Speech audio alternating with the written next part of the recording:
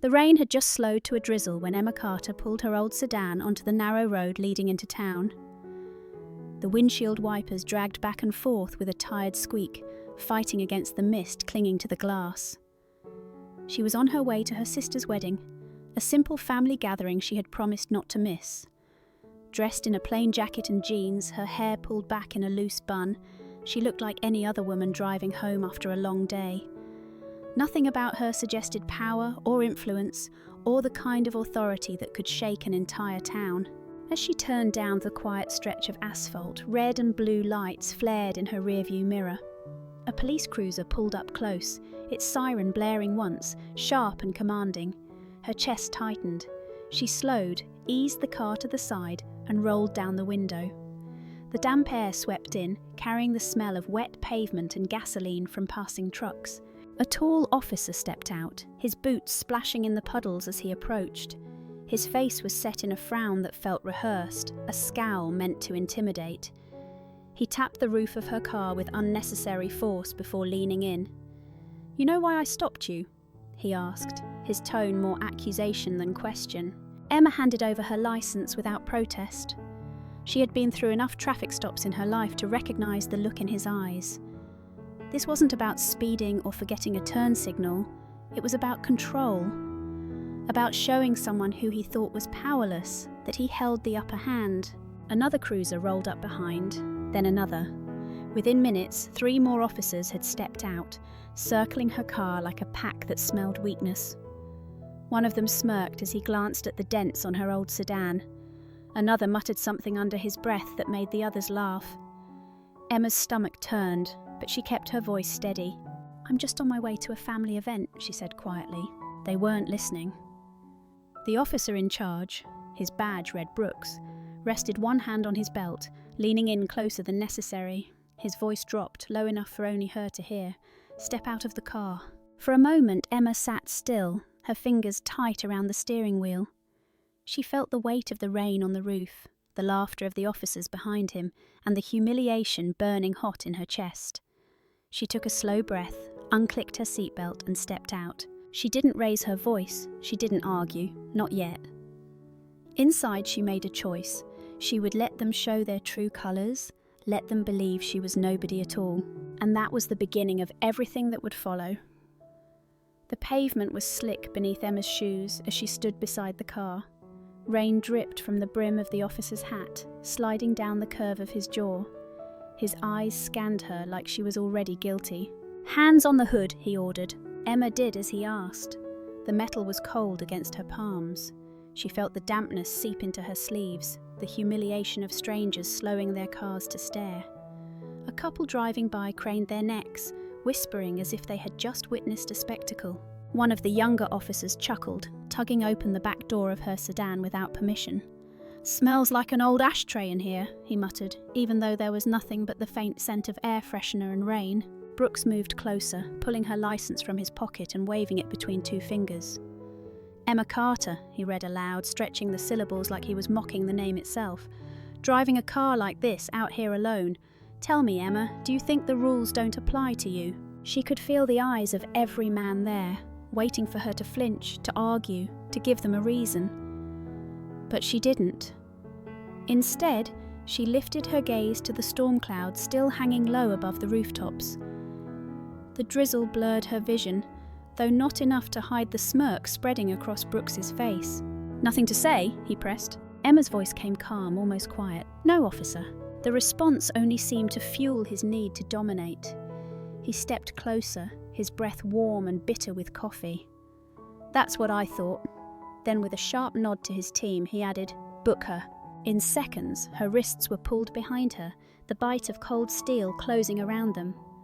A pair of hands shoved her toward the cruiser, laughter echoing behind her as though this was entertainment. Inside the back seat, rainwater dripping from her jacket, Emma stared at the raindrops racing down the window. She could have spoken. She could have ended it all with a single sentence, a flash of the badge tucked away in her wallet, but instead she stayed silent, letting the night unfold. Because sometimes the only way to expose the truth is to let people show you exactly who they are.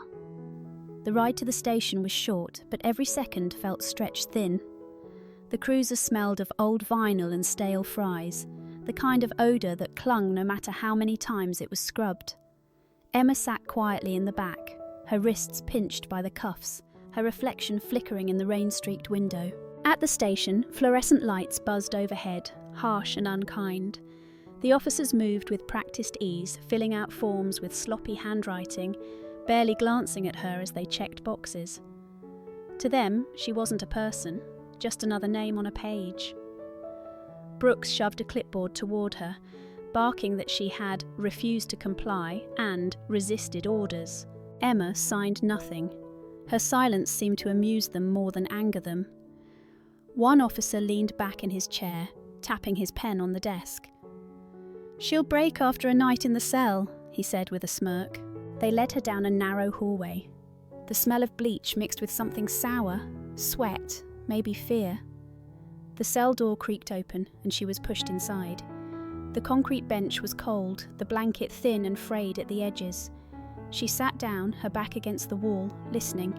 In the corner, a woman sat hugging her knees, whispering to herself. Across the way, a teenage boy paced, eyes darting like a trapped bird. After a while, the woman spoke. Her voice was rough but steady. "They said I was disorderly. All I did was ask why they were towing my car. Now I'll miss my shift tonight. My kids..." Her words trailed off, swallowed by the hum of the lights. The boy finally stopped pacing. "They said I stole from the gas station. I didn't. I swear I didn't." His voice cracked on the last word. Emma's chest tightened.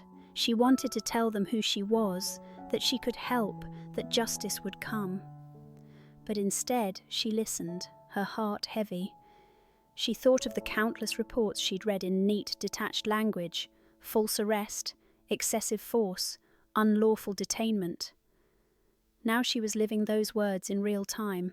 She pulled the thin blanket tighter around her shoulders, watching the water drip from a crack in the ceiling into a rusty drain below. The humiliation she felt earlier was still there, but alongside it was something sharper, a quiet resolve. She would not forget this night, and neither would they. Morning crept into the cell block, not with sunlight, but with a pale grey haze that slipped through the high windows. Emma sat awake long before the first sound of keys in the hallway. Her body ached from the concrete bench, but her mind stayed sharp, steady. The woman who had whispered through the night now slept curled on the floor. The teenage boy finally rested, though his fists were clenched even in his dreams. Emma pulled the thin blanket tighter, watching a steady drip of water fall into a rusted drain. She memorized every detail. One day soon, these details would matter. The echo of boots broke the silence. Officer Brooks appeared, coffee in hand, a smirk playing at the corner of his mouth. He looked refreshed, like a man who believed he had already won. "Carter," he barked, "and on your feet." Emma rose without a word. She met his stare, calm and steady. That silence unsettled him for just a flicker, though he quickly covered it with a sneer. He led her down the hall, past peeling paint and old notices tacked to bulletin boards. Other officers sipped coffee and watched with idle grins, as though this humiliation was a morning show meant for their amusement. At the desk, a clipboard waited. Charges were already scribbled in: resisting arrest, disorderly conduct, failure to comply.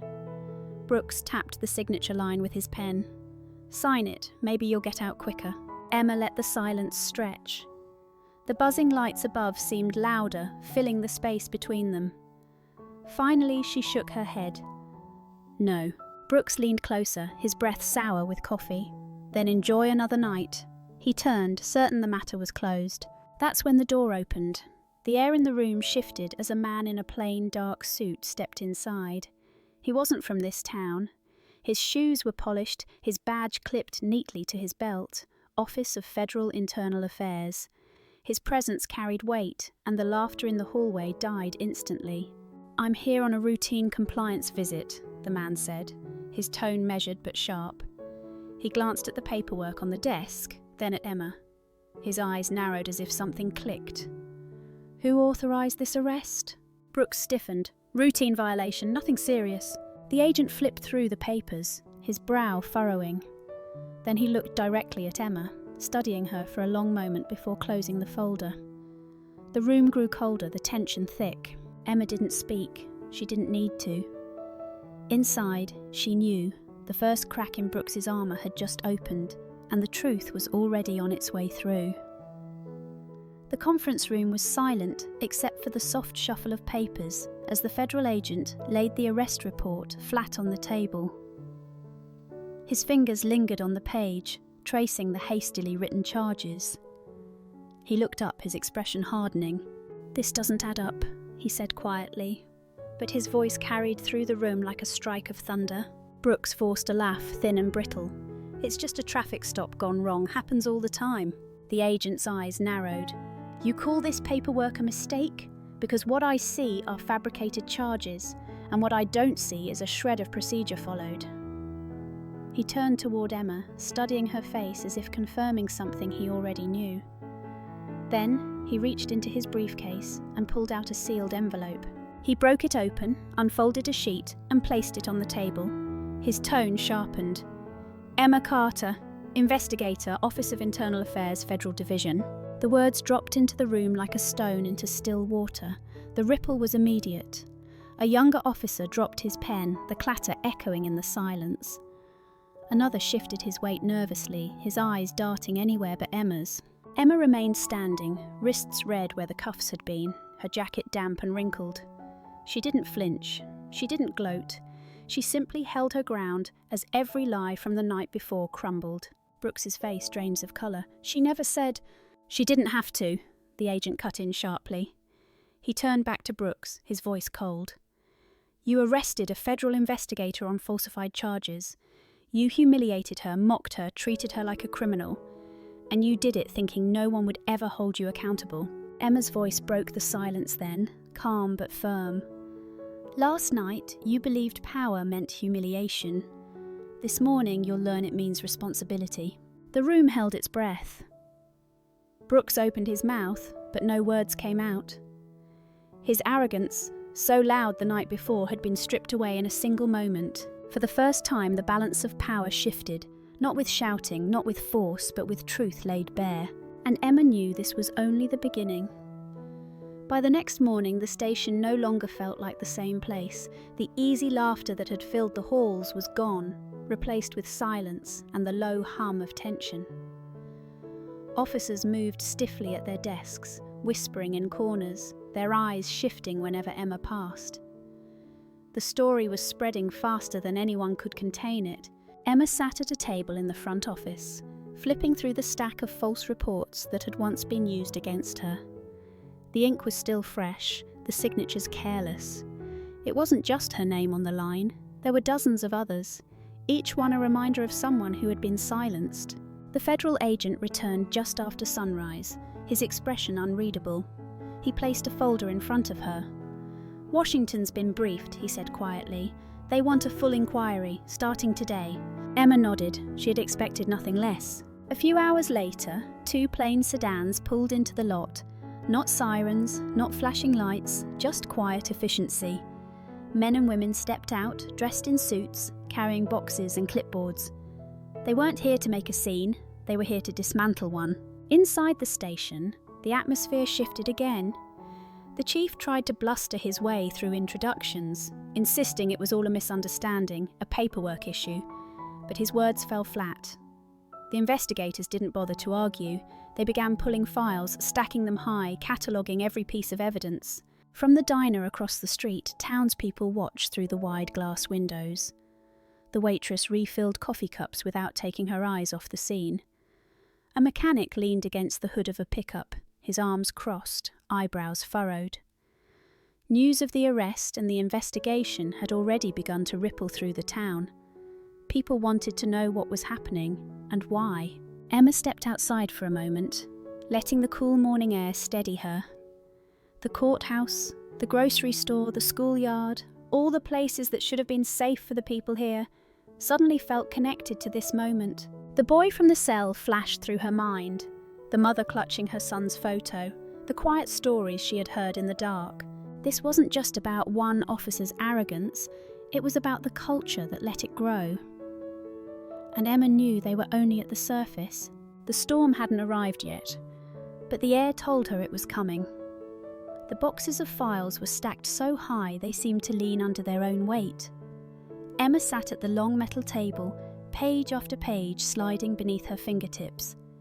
Each document carried the same pattern: sloppy reports, charges that didn't match, complaints buried under stamps of unfounded. On paper it all looked procedural. In reality it was people's lives. The first knock at the door came softly. A middle-aged woman stepped in, her hands trembling as she clutched a worn photograph. She set it carefully on the table in front of Emma. "This is my son," she said, her voice catching. "They said he resisted arrest, but he was only 16. He came home with bruises, and when we tried to complain, no one even filed the report." Her shoulders sagged as though she'd been carrying those words for years. Emma didn't interrupt. She let the silence stretch, her steady eyes telling the woman she was finally being heard. Later, another figure entered, the teenage boy Emma had seen in the holding cell. His mother walked beside him, her hand firm on his back. She spoke first, her tone sharp with the kind of strength that grows from exhaustion. They accused him of stealing from the gas station. Cameras proved he didn't, but by then, everyone at school called him a thief. He lost his job at the grocery store. No one believed us. The boy kept his gaze on the floor, his shoulders hunched, until Emma leaned forward and said softly, "You were telling the truth then, and you're telling it now. That matters." For the first time, his eyes lifted. There was no smile, but a flicker of relief passed across his face. One more man spoke that day, a factory worker who had been arrested after arguing about a parking ticket. His record, even though false, cost him his promotion. He stood with grease still under his fingernails, his voice steady but tired. "We never thought anyone cared enough to check," he said. Each story was different, but together they painted the same picture, a system built on fear and silence. Emma listened to them all, her pen moving slowly across a yellow legal pad, capturing not just the facts, but the weight of the voices behind them. She knew the files were important, the paperwork essential, but sitting there, listening to the people of this town, she realised the most damning evidence wasn't in ink. It was in the eyes of the mothers, the tremble in the voices of sons, the weary resolve of workers who had lived too long without justice. And as the room filled with quiet testimony, Emma felt it. The storm wasn't coming anymore, it was already here. By late afternoon, the weight of testimony filled the conference room like a storm cloud. The files stacked on the table were damning, but the voices Emma had heard were heavier than any paper trail. She organised her notes, her face calm, though her chest carried the weight of each story. The door opened sharply. Brooks walked in with the precinct's chief at his side. The chief was a large man in a dark suit that strained at the buttons, his moustache trimmed too neatly, as if neatness alone could mask the rot underneath. He tried to stride in with authority, but the hesitation in his eyes betrayed him. "Investigator Carter," the chief said, his voice louder than it needed to be. "We've all heard enough. Surely you see this has gone too far." Emma didn't stand. She laid her hand flat on the pile of reports and looked him straight in the eye. "Too far?" she repeated softly. "Tell that to the mother whose son still carries bruises, or the boy who lost his job because your officers spread lies. Tell that to the families who sat in silence because they believed no one would ever listen." The chief's jaw worked, but no words came. Brooks shifted beside him, his arms crossed, his glare hollow but still defiant. "These are isolated cases," the chief managed finally. "A few mistakes, every town has them." Emma leaned forward, her voice low but sharp enough to cut through the room. "When mistakes become routine, they're not mistakes anymore, they're policy, and you signed off on every one of them." A younger officer standing in the doorway lowered his gaze, shame written across his face. Emma turned her focus fully on Brooks. "Last night you thought power meant slapping cuffs on me and laughing while I sat in a cell. You thought fear was the same as respect. But real authority isn't built on fear, it's built on trust. And you destroyed that trust, one report at a time." Brooks swallowed hard. His voice, once booming, was now little more than a rasp. "You don't understand how hard it is here. We're short on staff, we do what we can." Emma shook her head. "No, You did what you wanted, not what you had to, and now every choice you made is staring you in the face." The chief's cheeks flushed red. "This investigation will ruin good careers," he snapped. Emma's reply was steady, unflinching. If those careers were built on intimidation and lies, they should never have existed in the first place. The room fell quiet. Outside, the muffled sound of townspeople gathering near the station drifted through the windows. Change was no longer a question. It was happening, and no amount of bluster could stop it. The courthouse was packed by the time the hearings began. Sunlight streamed through the tall windows, catching dust in the air, making the room feel both sacred and heavy. Reporters filled the back rows, their pens ready. But it was the townspeople, ordinary men and women clutching photographs, folded tickets, and worn-out hope, who gave the room its weight. Emma sat near the front, not as the focus of attention, but as a witness. She kept her hands folded in her lap, her eyes steady on the bench as the judge entered and the room hushed. The first name called was Brooks. He rose stiffly, the swagger that once defined him gone, replaced by a pale, almost hollow expression. The charges rolled out in steady rhythm: falsifying reports, unlawful detention, abuse of power. Each word seemed to push his shoulders lower. From the back row, a woman let out a soft gasp. Another reached for her husband's hand, squeezing tight. Next came the chief. He tried to keep his chin high, but when the judge listed his failures, the signatures on falsified documents, the years of silence, his face flushed red, then drained of colour. In one corner of the courtroom, his wife bowed her head into her hands, unable to watch. Other names followed: an officer who had mocked Emma as she walked down the hall, another who had laughed while a teenager cried in a cell. Each was called forward, each faced suspension or indictment. The sound of their boots on the wooden floor as they approached the bench carried a finality heavier than the judge's gavel. The townspeople reacted not with cheers, but with quiet murmurs, tears slipping down faces that had grown used to being ignored. A factory worker dabbed his eyes with a rough handkerchief. The teenage boy sat beside his mother, his jaw clenched, his back straight. For the first time, he looked less like a child hiding from shame, and more like a young man stepping into dignity. Emma didn't smile, she didn't gloat. She sat silently, watching justice unfold piece by piece. When Brooks was finally led away in cuffs, he glanced back at her, but there was no smirk left to give, only the empty eyes of a man who had run out of excuses. Outside, the courthouse steps filled with voices and footsteps. Reporters shouted questions, their microphones pointed like arrows. Emma stepped into the cool evening air, the sky streaked with shades of gold and violet. She didn't stop for the cameras. She moved through the crowd until she reached the people who mattered. The mothers, the sons, the workers who had waited too long to be heard. One woman touched her sleeve gently. "Thank you," she whispered. Her voice carried the weight of every story told in that room. Emma nodded once, quietly. "This isn't the end, it's the beginning."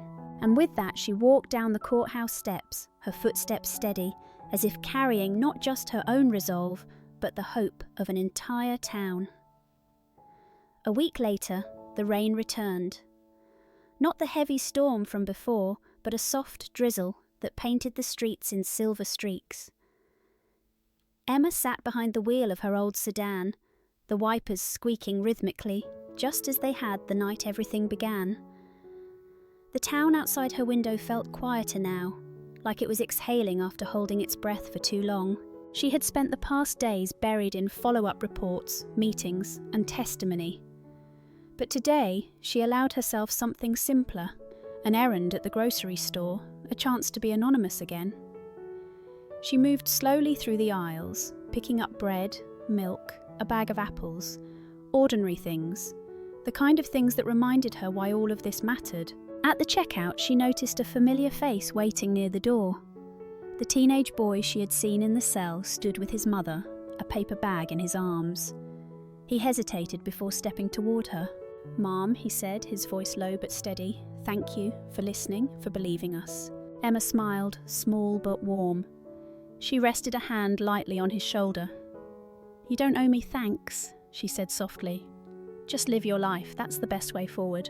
His mother's eyes glistened as she nodded, her arm tightening around her son. Together they walked into the rain, their figures fading into the mist, but taller somehow, lighter than when she had first seen them. Emma carried her groceries back to the car. She paused before starting the engine, watching the rain trail down the windshield. It looked just like it had that night, only this time, the fear and humiliation weren't there. In their place was something quieter, steadier. She thought of the mothers clutching photographs, the workers with worn hands, the boy who now walked with his head held higher. Their voices, once whispers in a holding cell, had become louder than any badge or uniform. Turning the key, the sedan rumbled to life. She pulled onto the wet road, the tyres humming softly. The drizzle blurred the world outside, but Emma felt clarity within. Power built on fear could never last, but truth, patient, relentless, always found its way through. And as the town slipped away in her rearview mirror, the rain kept falling, gentle and steady, like a reminder of where it all began and how far it had come. Stories like Emma's remind us that justice isn't just a courtroom word. It's found in the small choices, to stay calm when humiliated, to listen when others are silenced, to keep faith that the truth will surface even when it feels buried. And maybe the question for all of us is this: when faced with injustice, do we stay quiet and look away, or do we carry the courage to stand steady, like Emma did, until the truth can no longer be ignored? Thank you for staying with us through this story. We'll see you again in the next one, here on Rain Inside.